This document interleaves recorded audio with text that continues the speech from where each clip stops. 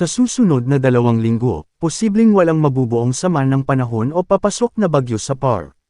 Batay sa pinakahuling datos ng mga weather models, nakikitaan ng senyales na wala munang mabubuong low pressure area, LPA, o bagyo sa loob ng Philippine Area of Responsibility, PAR, sa nalalabing araw ng Hulyo.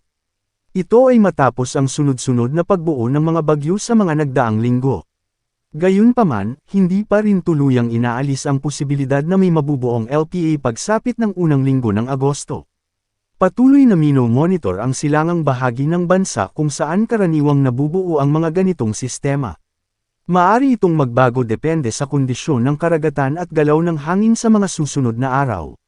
Samantala, magpapatuloy pa rin ang epekto ng habagat o southwest monsoon sa kanlurang bahagi ng Luzon, partikular sa Ilocos Region, Zambales, Bataan, at Occidental Mindoro. Inaasahan ang paminsan-minsang pag-ulan, lalo na sa hapon at gabi. Tropical Cyclone Update. No low pressure area within the Philippine Area of Responsibility, PAR. Sa ngayon, mababa ang tsansang magkakaroon ng bagyo sa susunod na 5 araw. Southwest monsoon o habagat. Nakakaapekto ito ngayon sa bansa.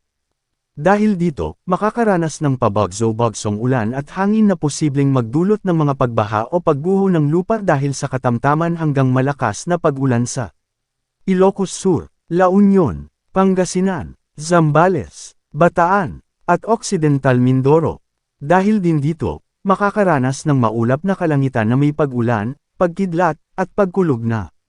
Posibleng magdulot ng mga pagbaha o pagguho ng lupa dahil sa katamtaman hanggang minsang malakas na pag-ulan sa Metro Manila, Cordillera Administrative Region, Cagayan Valley, Calabarzon, ang nalalabig bahagi ng Ilocos Region, ang nalalabing bahagi ng Central Luzon, ang nalalabing bahagi ng Mimaropa. Samantala, ang nalalabing bahagi ng bansa, kabilang ang Bicol Region, ay makakaranas ng bahagyang maulap hanggang maulap na kalangitan na may posibleng pulu-pulong pag-ulan o pagkidlat at pagkulog na. Posibleng magdulot ng mga pagbaha o pagguho ng lupa sa tuwing severe thunderstorms. Paalala, posibleng magbago pa ang forecast. Ay pinapaalalahanan ng lahat na manatiling updated sa lagay ng panahon at sa posibleng tatahakin at magiging lakas ng sama ng panahon sa susunod na mga araw.